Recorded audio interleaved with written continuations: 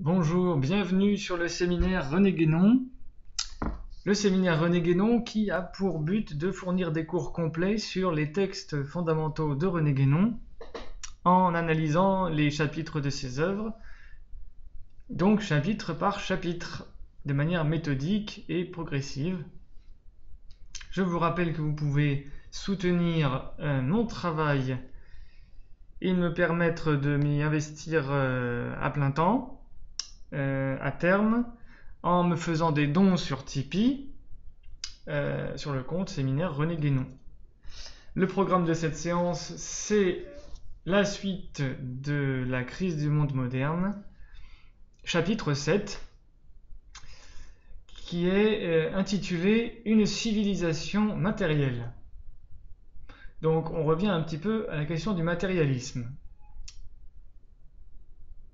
Le matérialisme tel que l'analyse René Guénon, c'est donc en réalité un domaine de l'analyse du monde de la société moderne.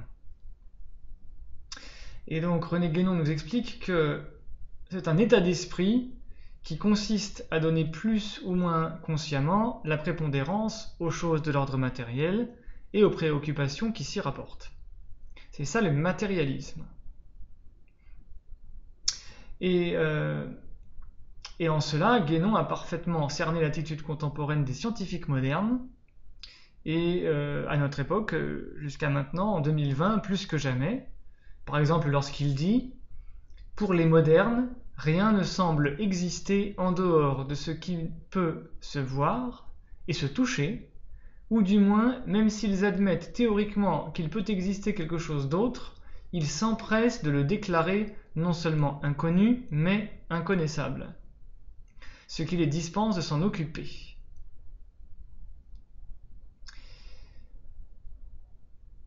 Et donc, quand Guénon il parle de ce qui peut se voir et se toucher, évidemment, avec le développement des technologies numériques et du virtuel, on est même encore plus dans le voir plutôt que dans le toucher. Et d'une certaine manière, ça avance dans la dissolution, puisqu'on s'éloigne même en réalité de justement la réalité en tant que telle, mais on s'en tient à ce qu'elle a de plus superficiel, c'est-à-dire le visible.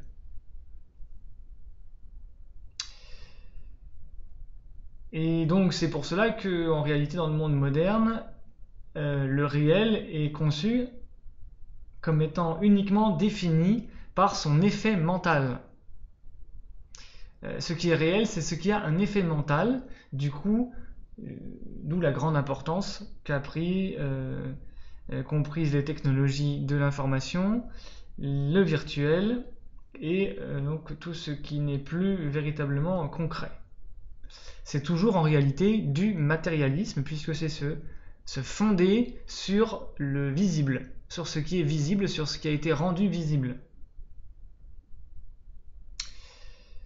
Y a-t-il un spiritualisme pour s'opposer au matérialisme ?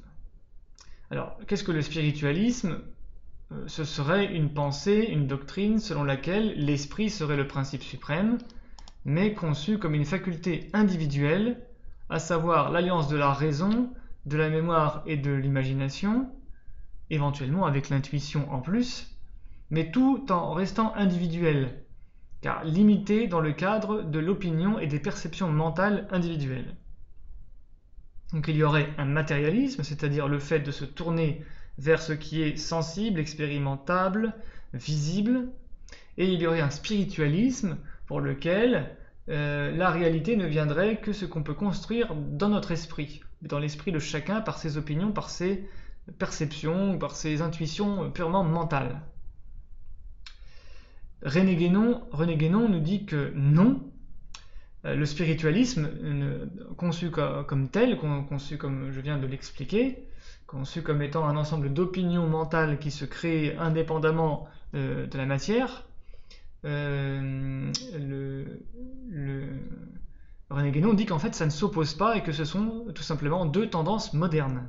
Pourquoi ? Parce que spiritualisme et matérialisme, entendu au sens philosophique, donc entendu au sens théorique si vous voulez, ne peuvent se comprendre l'un sans l'autre. Ce sont simplement les deux moitiés du dualisme cartésien.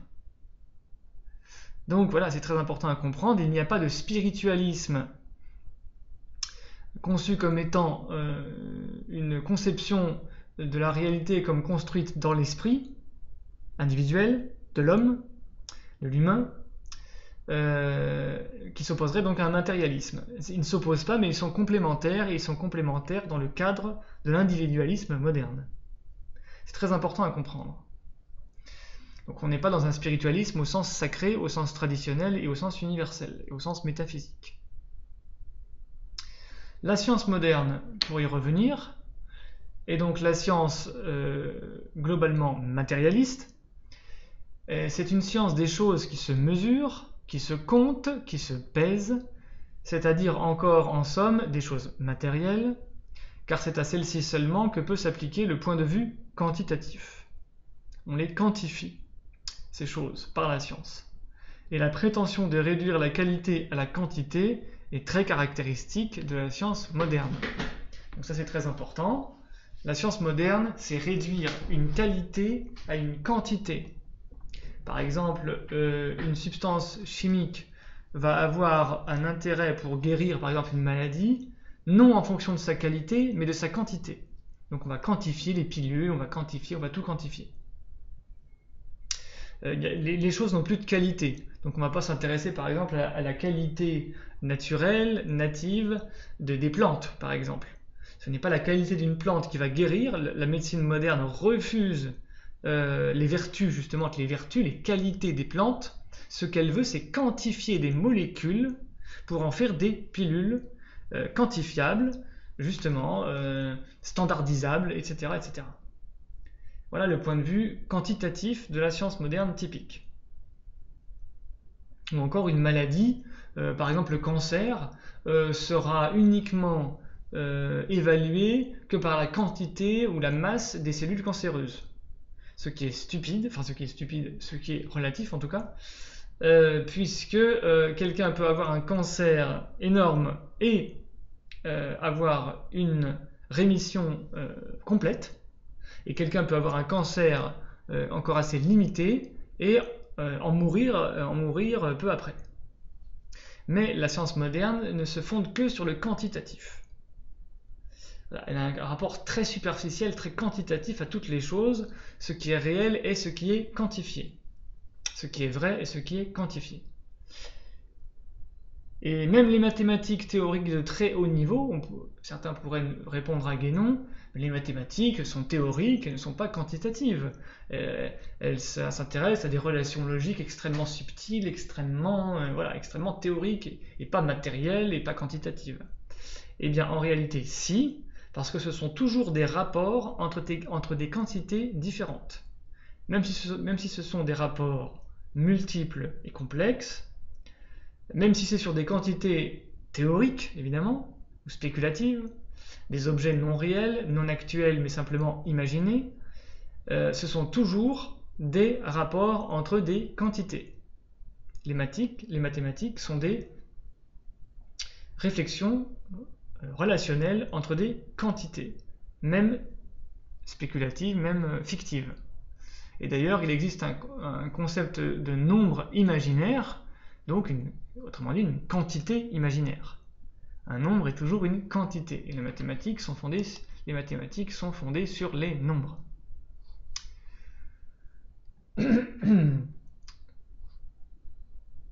La mesure, alors René Guénon essaye d'analyser un petit peu le fonctionnement de la science dans sa perspective matérialiste.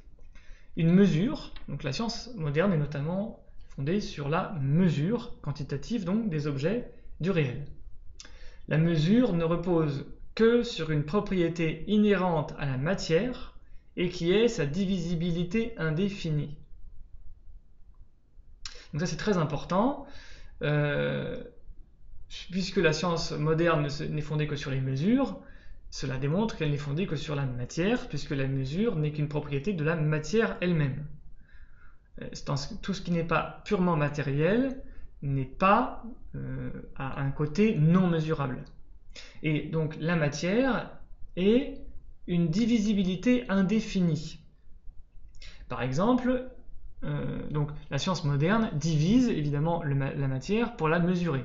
Par exemple, la médecine légale, la médecine criminelle, par exemple, va faire l'autopsie d'un corps, donc va couper des morceaux pour les analyser. Ou évidemment, les animaux de laboratoire vont être expérimentés, puis ils vont être découpés en morceaux pour qu'ils soient analysés. Ou quand vous êtes malade et que vous voulez faire des analyses, on va vous faire une ponction, par exemple, de votre sang, donc on va diviser en quelque sorte, on va retrancher une partie de votre sang, ou alors on va faire un prélèvement de tissu, etc., etc. Un prélèvement de tumeurs cancéreuses, par exemple. Donc on divise, on découpe, on divise le réel pour le mesurer, pour le compter. Or, la matière étant, comme vient de le dire Guénon, une divisibilité indéfinie, ce qui n'est pas divisible n'est pas mesurable. C'est un tout. Donc, la matière étant un principe de division et de multiplicité pure, la science moderne ne peut jamais parvenir à une mesure absolue donc de la matière, puisque la matière se divise de manière indéfinie et ne peut jamais atteindre une vérité, même une vérité de la mesure, puisque la mesure, en quelque sorte, ne parvient jamais à poursuivre le caractère indéfiniment divisible de la matière. Donc la mesure ne parvient jamais à saisir la matière, puisque la matière continue de se diviser indéfiniment. Donc René Guénon va continuer son analyse et va éclairer tout ça. Ce qui n'est pas divisible n'est pas mesurable. Par exemple, une idée n'est pas divisible, donc n'est pas mesurable. Donc la science moderne, expérimentale, d'experts, de tous les experts, mathématiciens, biologistes et tous les scientifiques de ce qu'on appelle les sciences sérieuses, les sciences dures, ce sont des sciences du divisible. Ce sont eux qui ont le pouvoir d'expertise dans le monde moderne, toutes les sciences non dures étant considérées comme des théories plus ou moins sérieuses, enfin plus ou moins peu sérieuses, ou simplement qui aident à l'idéologie ambiante, mais sans plus. Bref, la science moderne globalement est donc une science du divisible, et donc est une science purement analytique qui ne va pas vouloir prendre les choses dans leur tout.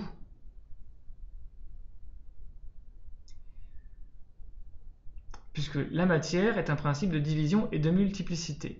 Donc si la science moderne s'intéresse à la matière en tant que telle et n'est portée que par l'intérêt vers la matière, elle va se désintéresser de ce qui est un tout, de ce qui est unification et non pas multiplicité. D'où le fait que la science moderne ne propose aucune connaissance unifiante. Et pour la science moderne, donc, la réalité, c'est uniquement la réalité sensible, la réalité matérielle. Alors, cela amène aussi Guénon à fustiger en réalité l'état moderne de la religion elle-même, de l'exotérisme. Alors, que nous dit-il ? À quoi se réduisent les prétendues convictions religieuses de bien des gens ? Quelques notions apprises par cœur, d'une façon toute scolaire et machinale, qu'ils ne se sont nullement assimilées, auxquelles ils n'ont même jamais réfléchi le moins du monde, mais qu'ils gardent dans leur mémoire et qu'ils répètent à l'occasion parce qu'elles font partie d'un certain formalisme, d'une attitude conventionnelle qui est tout ce qu'ils peuvent comprendre sous le nom de religion. Cela explique que de soi-disant croyants, en fait de matérialisme pratique, ne le cèdent en rien aux incroyants. Donc René Guénon fustige, vraiment il critique vertement l'état des religions et de la plupart des religions et des personnes qui ont une pratique religieuse. Alors, comme je l'ai déjà signalé dans d'autres séances, c'est vrai beaucoup moins aujourd'hui qu'à son époque. dans les années 1920, il y avait beaucoup de personnes qui pratiquaient la religion, notamment catholique romaine en France ou en Occident, de manière extrêmement formaliste, extérieure, machinale, sur des principes de conformisme social. Ce qui évidemment n'est plus le cas aujourd'hui, sauf peut-être dans des communautés religieuses qui ne sont pas d'origine occidentale chrétienne, par exemple des pratiquants de l'islam, qui pourraient encore être à un stade de pratique exotérique extrêmement machinale, communautaire, sociale, et sans aucun approfondissement doctrinal ou spirituel. Et qui donc, en fait, comme le dit Guénon, de soi-disant croyants, en fait de matérialisme pratique, ne le cèdent en rien aux incroyants, c'est-à-dire que dans leur vie, dans leur existence, dans leur rapport profond à la foi religieuse, à la connaissance du sacré, à leur pratique vraiment personnelle du sacré, eh bien en fait, dans leur vie, ils sont tout aussi matérialistes que des incroyants, que des personnes sans aucune religion. Par exemple, ils ont des habitudes alimentaires, des habitudes de consommation consuméristes, des habitudes professionnelles, une attitude de vénalité par rapport à l'argent, donc par rapport au confort moderne. C'est d'ailleurs notamment le fait, c'est confirmé par le fait que beaucoup de musulmans sont des immigrés, et un immigré n'immigre pas pour autre chose que pour le confort purement matériel. Donc le fait d'être un immigré est précisément le fait de quelqu'un qui a mis avant tout dans sa vie le principe matériel, de confort matériel, puisque être un musulman d'une foi profonde musulmane, en théorie, devrait amener à vouloir habiter dans un état, dans une société qui est le plus possible proche de l'islam, et pour des raisons religieuses, de foi, de spiritualité, et non pas pour des raisons de confort matériel, évidemment. Cela ne veut pas dire qu'il y a de ma part un quelconque jugement, c'est juste une évaluation, une remarque purement historico-sociologique, si l'on veut, dans la perspective de Guénon. Comme le dit Guénon, de soi-disant croyants en fait de matérialisme pratique ne le cèdent en rien aux incroyants, et cela s'applique aussi bien aux chrétiens, aux musulmans, aux judaïques, aux bouddhistes, aux hindouistes qui sont plongés dans la modernité aujourd'hui. Alors René Guénon revient sur donc l'empirisme anglo-saxon, qui est une des sources de l'expérimentalisme et du matérialisme scientifique moderne. Dans l'empirisme anglo-saxon, qui est encore un petit peu autre chose que le cartésianisme, que la doctrine de René Descartes, le rationalisme des cartésiens, dans l'empirisme anglo-saxon, donc qui vient plutôt de l'Angleterre et des États-Unis, n'est vrai que ce qui peut être expérimenté. Donc c'est un expérimentalisme.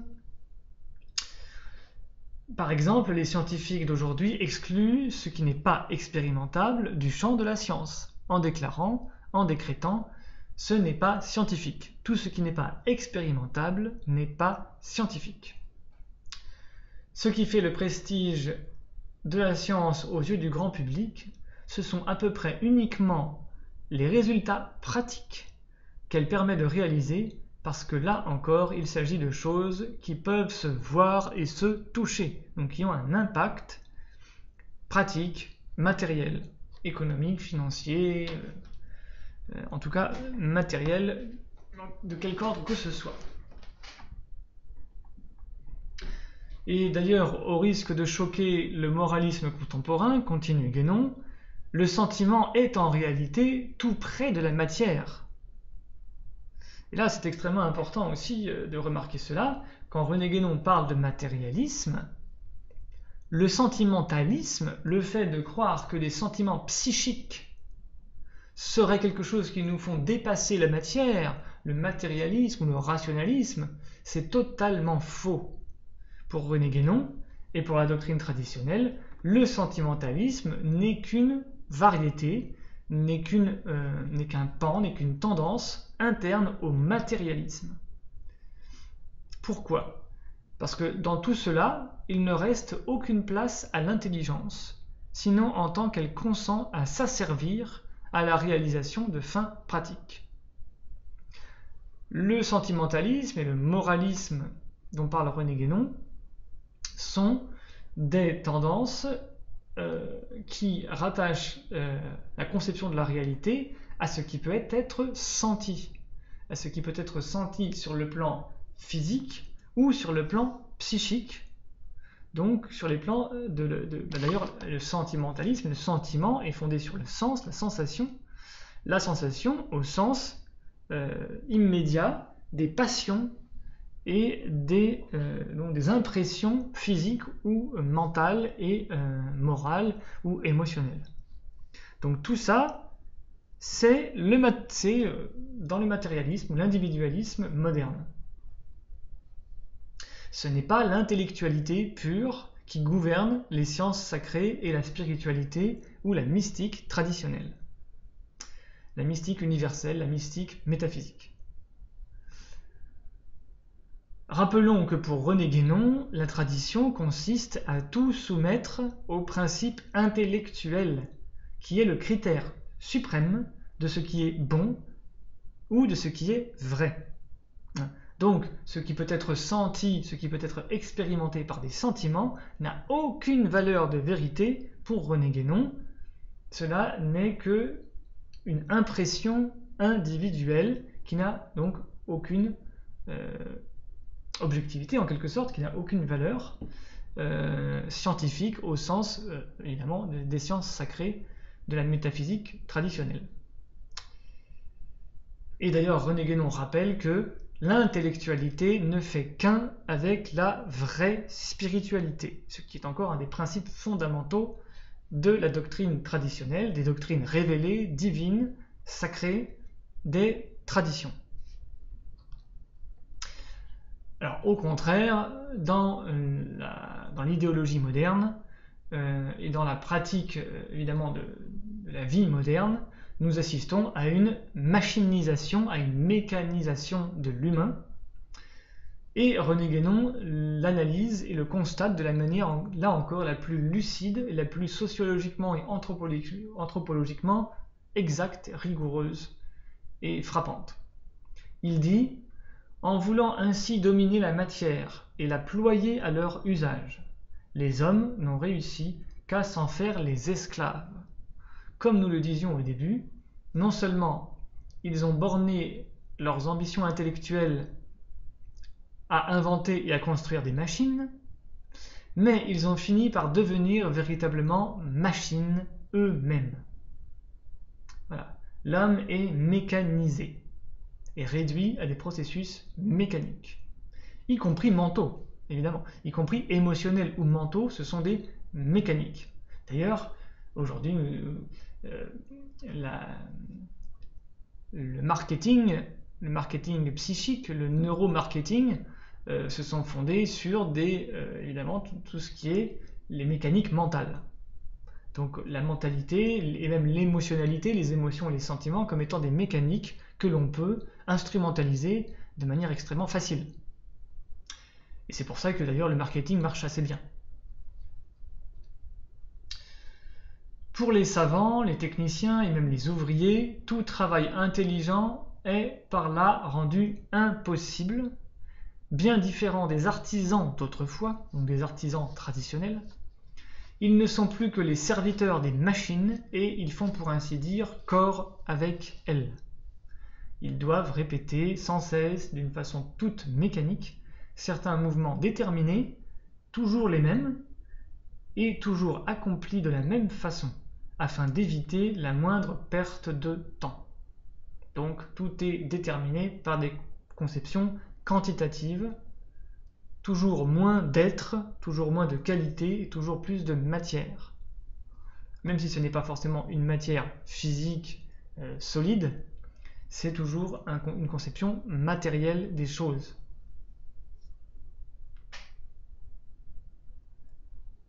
Cela amène d'ailleurs René Guénon à constater le caractère plutocratique de notre société c'est-à-dire gouverné par l'argent et par les richesses, par le capitalisme. La seule distinction sociale qui ait subsisté est celle qui se fonde sur la richesse matérielle. Il semble que le pouvoir financier domine toute politique. Donc là, René Guénon ne fait que des constats évidemment, qui ont été relayés par tous les grands sociologues, tous les grands anthropologues, tous les grands critiques et même les philosophes de la modernité et des démocraties modernes. De ce que l'on appelle, de ce qui s'est appelé les démocraties, évidemment, les prétendues démocraties. Et dans cette perspective, René Guénon nous propose quasiment une prophétie, une anticipation pure due à la vérité de ses principes doctrinaux, dont il suffit de déduire des conséquences pour annoncer certains importants événements ou tendances à venir. Donc à venir en 1927, je rappelle. En 1927, René Guénon écrit « Une des plus notables conséquences du développement industriel est le perfectionnement incessant des engins de guerre et l'augmentation de leur pouvoir destructif dans de formidables proportions. Cela seul devrait suffire à anéantir les rêveries pacifistes de certains admirateurs du progrès moderne, mais les rêveurs et les idéalistes sont incorrigibles et leur naïveté semble n'avoir pas de bornes. » René Guénon écrit cela en 1927. Donc évidemment, première prophétie, première concrétisation, réalisation de cette prophétie, c'est la Deuxième Guerre mondiale qui aura lieu plus de 10 ans après cet ouvrage de 1927. Et puis avec aussi pour concrétisation, pour réalisation, un ensemble de guerres qui ont lieu après la Deuxième Guerre mondiale dans la deuxième moitié du XXe siècle, mais aussi les guerres modernes, bactériologiques ou autres, grâce au perfectionnement incessant des engins de guerre et l'augmentation de leur pouvoir destructif, nous dit Guénon. Par exemple, la bombe atomique.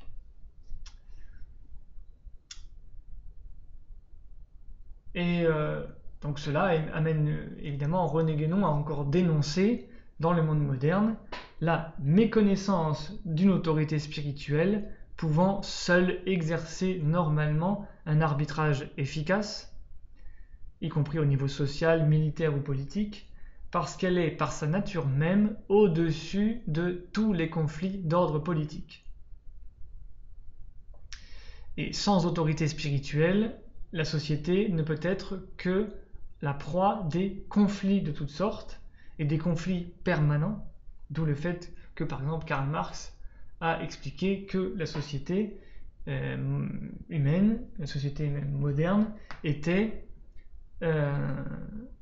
régie par la lutte des classes, évidemment. Dès lors, le conflit social ou national est inévitable et mène à des guerres, donc sur le plan militaire, à des guerres meurtrières, sur le plan économique, à des inégalités et à l'injustice, évidemment, entre la caste des riches et la caste des pauvres, ou des personnes vivant dans la précarité, et sur le plan social, à des ségrégations, des déportations, et là encore des injustices de toutes sortes, donc des conflits. Tout cela, évidemment, ce ne sont que des conséquences de la modernité. La modernité a des avantages matériels, sur le plan du confort, oui, mais somme toute très relatifs. Et d'ailleurs, on pourrait ajouter à Guénon une idée importante. Un mode de vie, de penser et d'innover, donc de penser et d'innover, de développer les connaissances et les technologies, aurait pu être parfaitement traditionnel et fournir des moyens de confort et d'existence tout à fait acceptables dans le cadre de la tradition. Et peut-être même supérieur à ce que la modernité nous donne. Puisque la modernité nous donne des éléments de confort, mais finalement toujours insatisfaisants au bout d'un moment, très insatisfaisants, très limités, très relatifs. ou très éphémère. Donc, dans un cadre traditionnel, l'humain aurait pu être parfaitement capable de développer des technologies et d'arriver à un certain confort matériel, enfin, un confort qui n'aurait pas été que matériel évidemment, puisque par principe, dans la civilisation traditionnelle, tout développement ne doit pas avoir qu'une conséquence matérielle, donc qu'un confort matériel. Il y aurait eu un confort y compris matériel, mais qui aurait été aussi un confort ou un développement, un perfectionnement spirituel, moral et matériel. Par exemple, la permaculture. Ce qu'on appelle la permaculture est un principe traditionnel de gestion de la culture, de la production alimentaire par la culture, qui est traditionnel et qui reprend d'ailleurs des techniques traditionnelles de culture avec des avantages indéniables et une grande efficacité et une grande durabilité et aussi un très grand agrément puisque gérer la culture de manière permaculturelle permet une sorte d'union, d'harmonie avec la nature, de beauté, de rétablissement des écosystèmes et donc permet de revenir à quelque chose de plus beau, de plus bon, de meilleur à tous les niveaux. Revenons à René Guénon. Ce qui a été sacrifié à ce développement exclusif donc du confort matériel, par exemple, ou de la puissance matérielle, ce qui a été sacrifié à ce développement exclusif dans la modernité, et qui valait incomparablement plus, ce sont donc ces connaissances supérieures oubliées, de l'intellectualité détruite, de la spiritualité disparue. Donc, tout ce qui a été abandonné, oublié, détruit, délaissé, c'était ce qui était le plus important. Donc évidemment, est-ce que le bilan de la modernité dans ce cadre est positif, y compris sur un plan matériel, vu avec évidemment un état d'esprit objectif, tendu vers la vérité, le bilan est vite fait. Ne serait-ce que par la pure rationalité objective.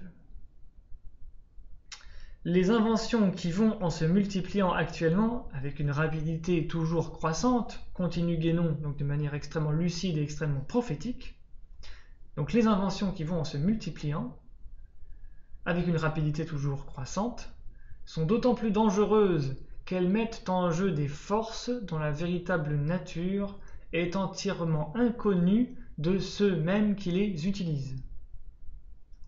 Donc encore une lucidité frappante de René Guénon. C'est le motif de l'apprenti sorcier. Hein, c'est Faustien. Hein, on est dans les paradigmes de Faustien, celui qui veut la science et qui veut la puissance matérielle sur le plan des sens, de la matière, sur un plan terrestre, en vendant son âme, donc en détruisant et en abandonnant les valeurs anciennes et la métaphysique véritable. Et donc en oubliant les véritables valeurs qui permettraient de contrebalancer le caractère dangereux de toute science. Ainsi, les progrès techniques donc, se rangent dans le syndrome de l'apprenti sorcier, qui manipule des puissances pour en obtenir un effet indéniable. Donc l'apprenti sorcier obtient des effets indéniables, mais il ne se soucie pas des autres effets. Et donc, par exemple, la science moderne ne s'est pas souciée de la pollution, de la déstabilisation diverse de la nature, des écosystèmes, ou même des perturbateurs endocriniens, par exemple, ou même du psychisme humain. Donc la science moderne n'a aucun égard pour l'état psychique de l'humain. Par exemple, on impose à des êtres humains malades des traitements médicaux brutaux et assez brimants, qui donc portent atteinte à l'équilibre du psychisme et au contraire donc ne font que renforcer une maladie en détruisant ou en diminuant psychiquement l'individu. D'où le fait que par exemple les gens quand ils sont à l'hôpital ils veulent sortir de l'hôpital parce qu'ils sont dans une emprise psychique, une diminution, une brimade psychique qui les rend encore plus malades psychiquement que corporellement. Et en quelque sorte, René Guénon est une sorte de prophète écologique lorsqu'il dit que cela amènera à des troubles insoupçonnés qu'elles provoquent, donc ces technologies, ces inventions modernes, dans l'ambiance terrestre. René Guénon nous dit « Le monde moderne en arrivera à se détruire lui-même s'il est incapable de s'arrêter dans cette voie pendant qu'il en est encore temps. » Donc si vous voulez, tous les collapsologues, tous les grands prophètes de l'écologie, de l'effondrement écologique, de l'effondrement économique et humain, et civilisationnel, Guénon avait tout dit en 1927. Donc Aurélien Barraud et toutes ces personnes qui parlent d'effondrement, Pablo Servigne, je ne citerai pas tous les grands collapsologues actuels qui ont une grande vogue, une grande audience, des millions et des millions et des millions de personnes qui les suivent, qui les écoutent. René Guénon avait tout dit en 1927. Et non seulement il avait tout dit, il avait tout dit sur cet effondrement, donc il y a quasiment 100 ans, il y a plus de 90 ans, mais il l'avait dit en expliquant les causes doctrinales, les causes logiques, les causes civilisationnelles. Donc tout bien considéré, les prétendus bienfaits de ce qu'on est convenu d'appeler le progrès matériel ne sont-ils pas en grande partie illusoires? C'est la question qu'on peut poser et que posent d'ailleurs Aurélien Barraud, Pablo Servigne, les collapsologues d'aujourd'hui. Ce qui devrait les conduire à remettre en cause le progrès, ce qu'ils ne font pas. Donc, René Guénon n'est pas un illuminé intello enfermé dans sa bibliothèque de théories métaphysiques et de symbolisme traditionnel. Ce n'est pas un rétrograde, un réactionnaire confit dans une conception passéiste du monde. Au contraire, il avait parfaitement cerné les enjeux réels du monde et de l'histoire humaine, et notamment de tout ce que la modernité allait apporter. Comme cette supériorité, nous dit-il, donc supériorité prétendue de la civilisation du progrès, comme cette supériorité prétendue n'existe qu'au point de vue matériel, toujours, il est tout naturel qu'elle s'impose par les moyens les plus brutaux. Par exemple, à l'époque de René Guénon, et jusqu'à la moitié du XXe siècle, puisqu'il est encore en 1927, cette civilisation matérielle s'imposait par des moyens extrêmement brutaux, que ce soit au niveau industriel, la condition ouvrière, que ce soit par le colonialisme, donc qui dit capitalisme, société capitaliste et matérialiste, qui devient impérialiste, donc elle devient colonialiste, donc conquête d'autres territoires, notamment pour accéder à leurs ressources matérielles, minières ou autres, donc pour accéder à tout leur potentiel de développement matériel, à toutes leurs ressources. Donc, colonialisme, domination de peuples par la guerre, par la domination purement militaire, par la puissance militaire, etc. etc. Cela a d'ailleurs lieu aujourd'hui par le moyen non plus par le moyen d'État, donc ce n'est plus un colonialisme, mais par le moyen de grandes compagnies commerciales. Donc ce sont des grandes sociétés qui sont colonisatrices. Quand vous voyez l'Indonésie se couvrir de plantations de palmiers, c'est une colonisation. C'est une colonisation, mais par une entreprise qui achète les terres.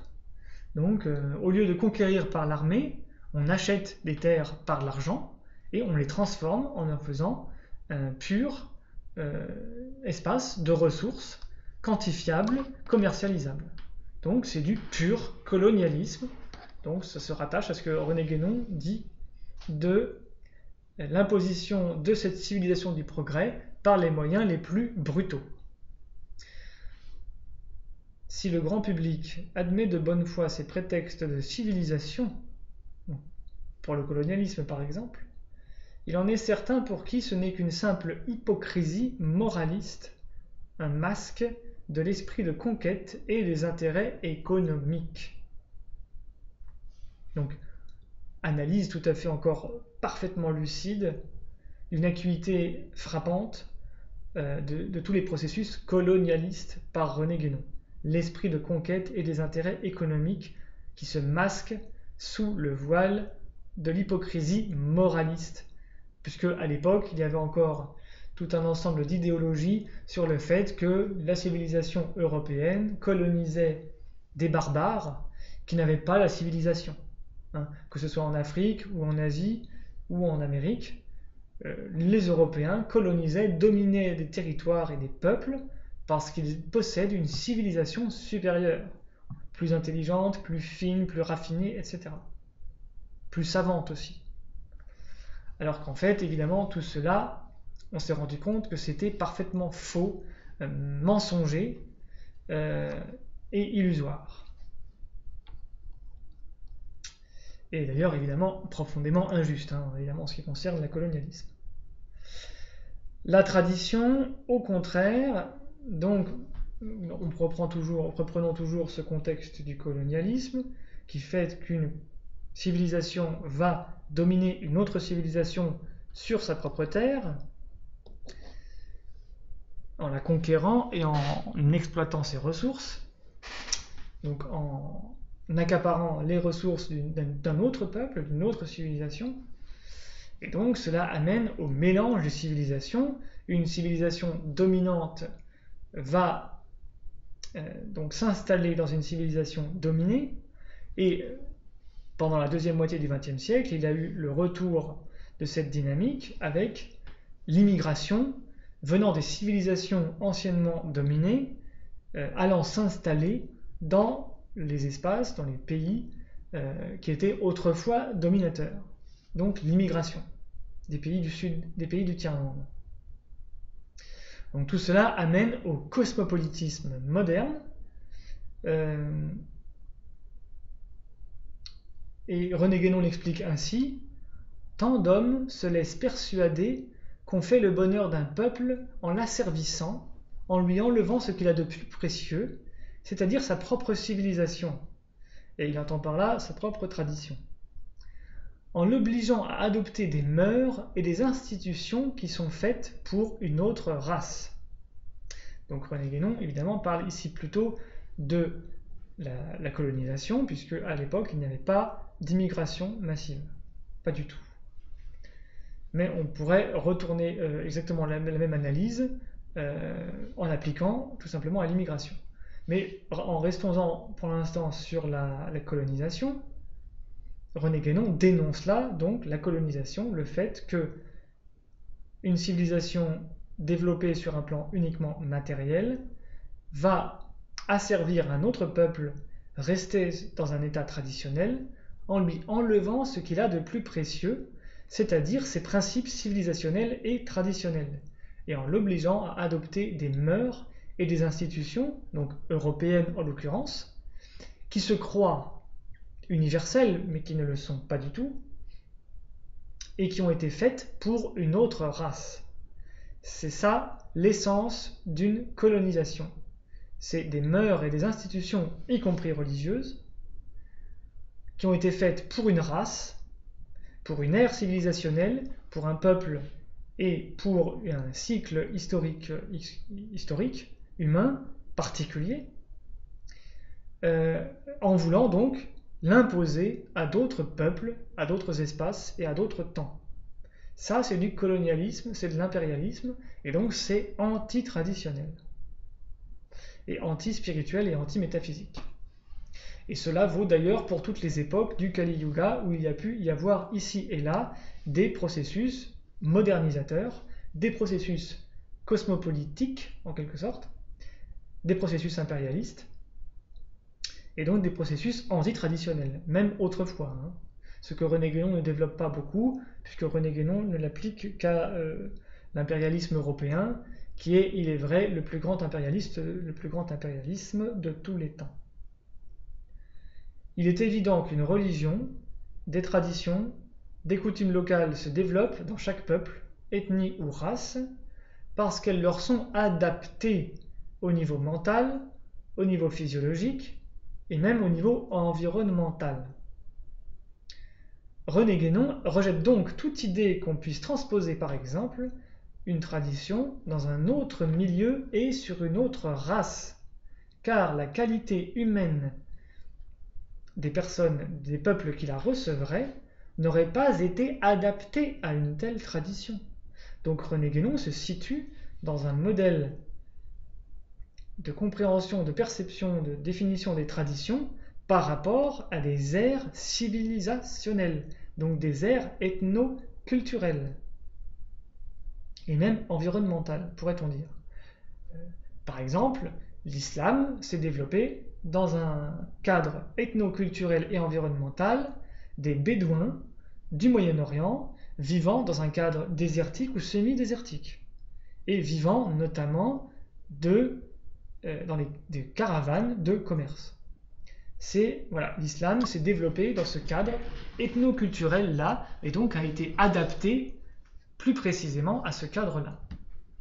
Le christianisme s'est développé au contraire, dans un cadre un peu différent, dans un cadre méditerranéen, déjà beaucoup plus méditerranéen, et judéo-hellénistique, c'est-à-dire par un judaïsme de diaspora, qui s'est développé donc dans un empire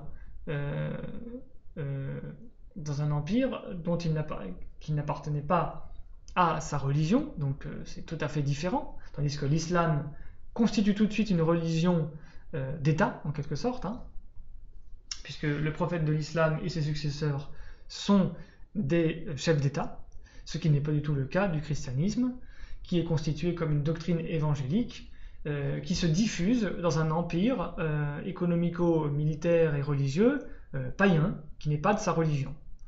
Donc c'est très différent. Et puis ensuite, il y a eu ce que René Guénon appelle la descente traditionnelle. Alors, le christianisme s'est ensuite fusionné avec une sorte de paganisme impérial, ce qui a constitué l'empire romain chrétien, et ensuite les royautés européennes chrétiennes. Mais à chaque fois, la religion a été adaptée à l'ère civilisationnelle. Une tradition, c'est la voie divine, c'est une révélation divine adaptée à un peuple et à un espace-temps donné sur une terre donnée. Tout ce qui sort de ce cadre est antitraditionnel, ou à minima est une dégradation, une déperdition et une déstructuration de la tradition. René Guénon, d'ailleurs, est strictement opposé à la notion de conversion religieuse. Il ne tolère que le rattachement à un maître et à une voie initiatique suivant la recherche personnelle d'un individu et de ses propres qualités, de ses propres qualifications spirituelles. Mais en dehors de cela, René Guénon rejette la notion de conversion à une religion extérieure, à une religion étrangère. En l'occurrence, Guénon applique ce principe de non-transposition à la civilisation, donc au colonialisme notamment, mais cela s'étend bien sûr à tous les aspects de l'identité traditionnelle, donc aussi à la religion. Alors, petite remarque, en ce qui concerne les religions à vaste expansion territoriale, le christianisme, l'islam et le bouddhisme notamment, il y a toujours eu, donc je n'ai pas le temps de m'étaler sur cette question maintenant, mais je préciserai simplement qu'il y a un phénomène de syncrétisme partiel et d'adaptation traditionnelle qui va se faire sur plusieurs siècles. C'est pour cela que, par exemple, dans le christianisme, qui commence par être une sorte de religion totalement pacifiste, non étatique, non militaire, non juridique aussi, dans le Nouveau Testament et dans les premières églises apostoliques, elle va devenir au IVe siècle, donc au bout de 4 siècles d'évolution, une religion d'empire, effectivement. L'islam, lui aussi, va avoir ses propres évolutions et va devoir accueillir et intégrer des éléments venant d'autres traditions. Par exemple, en Perse, il est évident que l'islam s'est imprégné de conceptions zoroastriennes. Le bouddhisme lui-même, en sortant de l'Inde et en couvrant l'Asie du Sud-Est, la Chine, puis jusqu'au Japon, s'est évidemment adapté et s'est mélangé, s'est teinté des ethnocultures et des traditions qui existaient sur ces territoires aussi.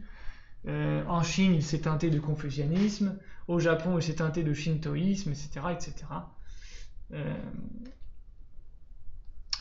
Donc il y a toujours un phénomène de syncrétisme qui aboutit d'ailleurs à des tendances potentiellement dégénérescentes, hein, toujours, que ce soit dans le bouddhisme, dans l'islam ou dans le christianisme. Évidemment, les phénomènes de syncrétisme sont des phénomènes de descente, de dégradation, même si ce sont des phénomènes aussi d'adaptation à des ethnocultures, mais ce sont des phénomènes de massification, de syncrétisation, donc des phénomènes qui ont un aspect avilissant, dégradant et décadent par rapport à un état traditionnel précédent. Donc un état métaphysique et spirituel précédent. Et d'ailleurs, on pourrait prolonger la pensée de Guénon en établissant que ces traditions sont typiques du Kali Yuga, donc pour prendre le christianisme historique, l'islam historique et le bouddhisme historique, tels qu'ils sont connus dans leur développement historique et populaire. Donc ce sont des traditions typiques du Kali Yuga,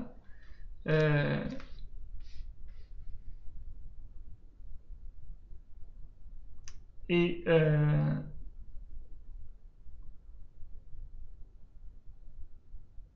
elles ne sont pas plus vraies, évidemment, d'un point de vue traditionnel. Toutes ces traditions, par exemple le christianisme, l'islam et le bouddhisme historique, ne sont ni plus vraies, ni plus universelles, ni plus adaptées à rassembler de nombreux peuples que n'importe quelle autre tradition.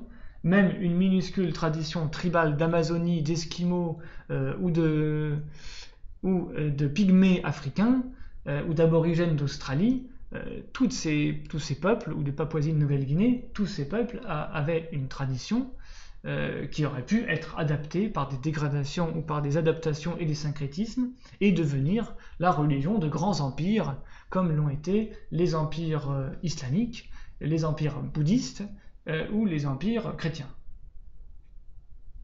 D'un point de vue donc purement métaphysique, aucune tradition n'est plus adaptée qu'une autre, aucune tradition n'est supérieure à une autre, aucune tradition n'est plus massifiée, n'est plus adaptée à une plus grande masse de population qu'une autre. Ça n'existe pas, c'est simplement des aléas purement contingents de l'histoire militaire et matérielle humaine, et non transcendante. Du point de vue métaphysique pur, aucune tradition n'est supérieure à une autre. Elles ont toutes leur mission là où elles sont. Donc chercher à convertir à une autre tradition quelqu'un qui est en phase de réalisation spirituelle ou de piété dans une tradition donnée, celle qui a été par plusieurs siècles de transmission, adaptée à sa nature biologique, culturelle, mentale et environnementale, est tout bonnement criminelle, anti-spirituelle et anti-traditionnelle, car c'est briser l'élan spirituel et la voie sacrée entamée dans la tradition de départ. Une tradition donc ancrée dans un état ethno-culturel et environnemental. Donc le prosélytisme par exemple, tous les comportements prosélytes et la notion de conversion extra-traditionnelle, puisque en réalité la notion théologique de conversion au sens spirituel pur, c'est une conversion à Dieu, une conversion au principe. Ce n'est pas une conversion à une forme religieuse. La conversion à une forme religieuse, c'est une ignorance, c'est un concept moderne, c'est un concept anti-traditionnel. Il faut bien le préciser. Même si, hélas, c'est très mal compris aujourd'hui. Donc, la notion de prosélytisme, de conversion extra-traditionnelle à une tradition étrangère, sont des marques de perte totale de sens métaphysique pur.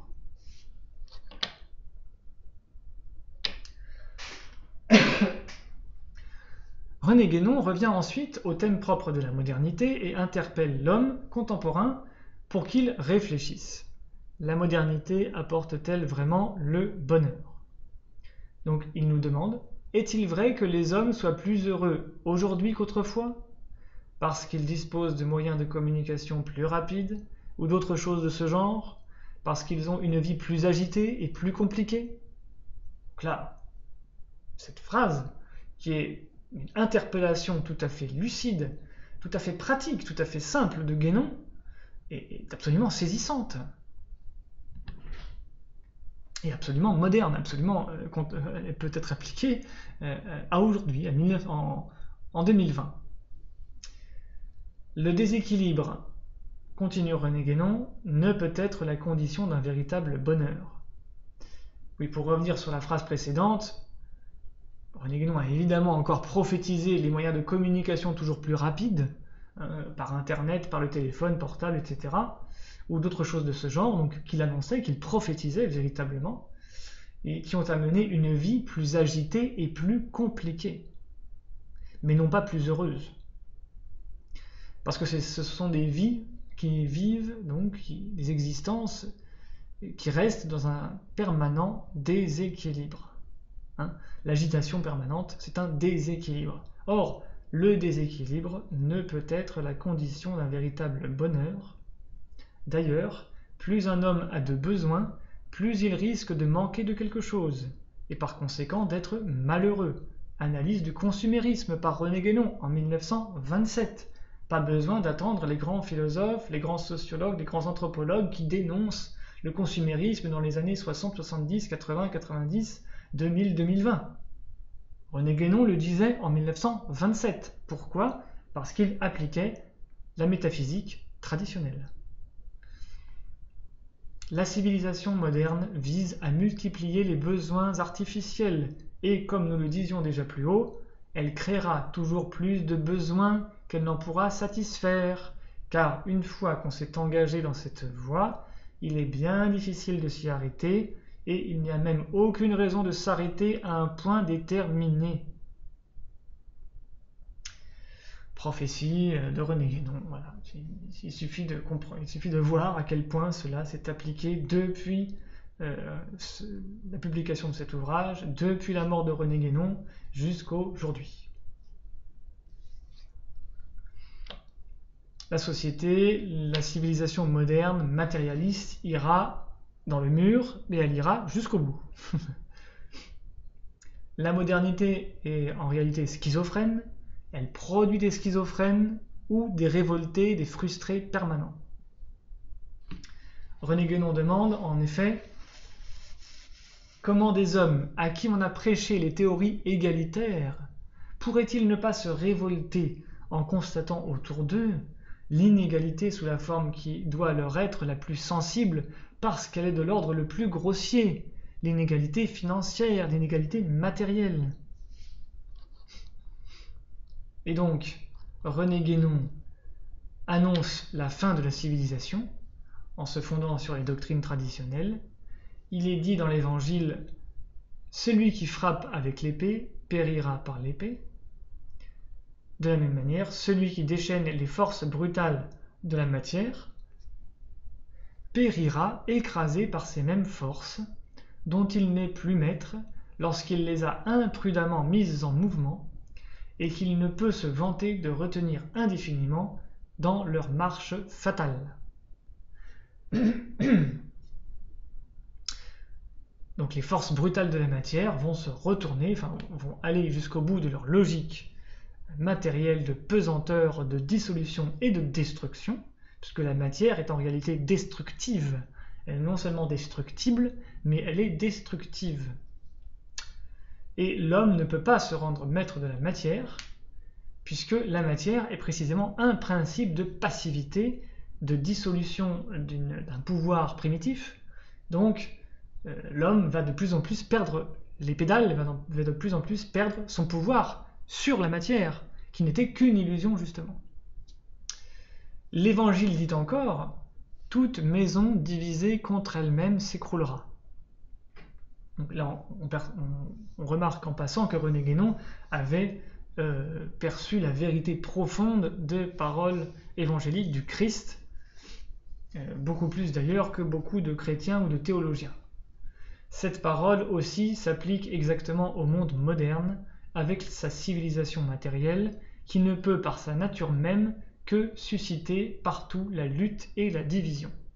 Et finalement, s'effondrer sous le poids de ces contradictions, comme on dit, car sans principe transcendant, sans principe supérieur, on n'a pas d'action unificatrice, et donc d'action de cohérence solidificatrice en quelque sorte, au sens le plus véritable du terme.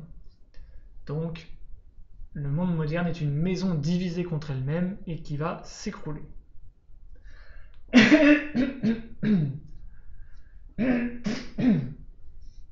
Autre prophétie très importante, entre l'esprit religieux au vrai sens de ce mot et l'esprit moderne, il ne peut y avoir qu'antagonisme.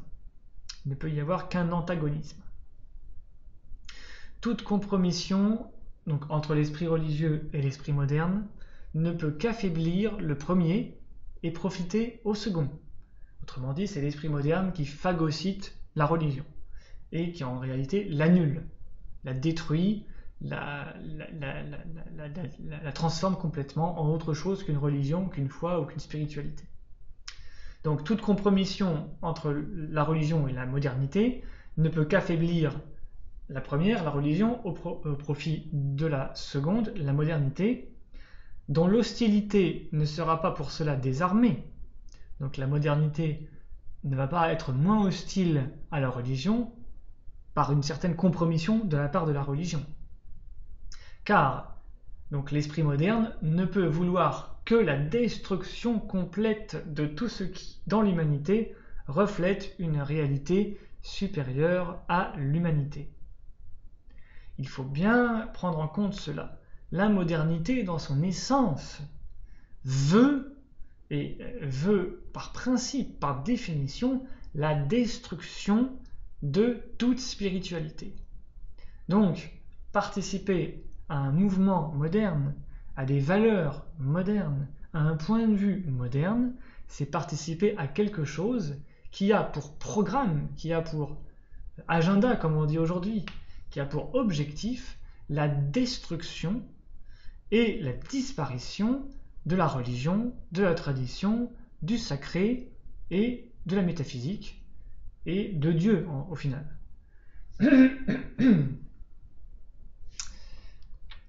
L'Occident moderne est par conséquent anti-chrétien parce qu'il est essentiellement anti-religieux et il est anti-religieux parce que, plus généralement encore, il est anti-traditionnel, puisque pour René Guénon, la tradition est ce qui contient la conception et la connaissance des principes spirituels et métaphysiques. Il n'y a pas de vraie spiritualité, il n'y a pas de vraie fidélité à la révélation divine en dehors de la tradition. Donc tout ce qui est anti-traditionnel est anti-spirituel et anti-Dieu, si vous voulez. Et anti-métaphysique. Et là, René Guénon rappelle un principe extrêmement important qui d'ailleurs confirme ce que nous avons dit tout à l'heure sur le caractère d'adaptation de chaque tradition à une ère ethno-culturelle donnée. Tout ce qu'il peut y avoir de valable dans le monde moderne lui est venu du christianisme, ou tout au moins à travers le christianisme. Donc René Guénon parle ici, par conséquent, et par toute bonne logique, de l'Occident, qui est donc traditionnel uniquement à travers le christianisme, qui lui a apporté avec lui, tout l'héritage des traditions antérieures. Donc c'est ce que nous avons dit sur le côté plus ou moins syncrétique de ces adaptations traditionnelles dans les grands empires chrétiens, islamiques ou bouddhistes. Donc l'héritage des traditions antérieures que le christianisme a conservé vivant autant que l'a permis l'état de l'Occident et qui emporte toujours en lui-même les possibilités latentes. Donc les possibilités spirituelles dans l'Occident sont encore dans le christianisme pour des raisons de répartition des aires traditionnelles ethno-culturelles. Mais qui donc aujourd'hui, même parmi ceux qui s'affirment chrétiens, a encore la conscience effective de ces possibilités? Donc évidemment, il faut quand même se poser la question, et même la question se pose de la manière la plus urgente et parfois désespérée que jamais. Mais la réalité n'en reste pas moins celle-ci, que le christianisme est le dépôt de la tradition et de la métaphysique en Occident et en Europe. Où sont, même dans le catholicisme, donc l'Église romaine, les hommes qui connaissent le sens profond de la doctrine, qu'ils professent extérieurement, qui ne se contentent pas de croire d'une façon plus ou moins superficielle et plus par le sentiment que par l'intelligence. D'ailleurs, René Guénon annonce aussi Vatican II par là.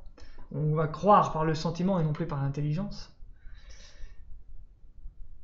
Donc ces hommes qui pratiquent une religion d'une façon plus ou moins superficielle, mais où sont ces hommes donc qui savent réellement la vérité de leur tradition religieuse, qu'ils considèrent donc comme la leur? Nous voudrions avoir la preuve qu'il existe au moins quelques-uns, qu'il en existe au moins quelques-uns de ces hommes traditionnels ayant une conscience traditionnelle du sacré dans le christianisme, car ce serait là, pour l'Occident, le plus grand et peut-être le seul espoir de salut. Que ce soit au niveau évidemment collectif, de la globalité de l'Occident, ou que ce soit au niveau individuel ou pour une élite tout à fait restreinte de chercheurs spirituels. Faut-il le rappeler?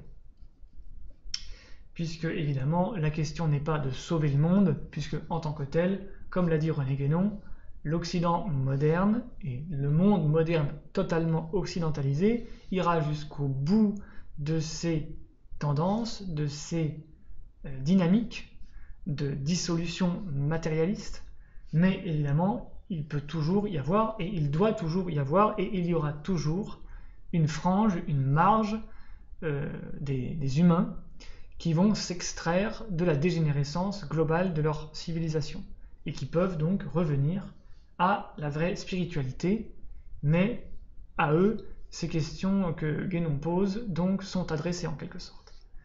Fin du chapitre 7.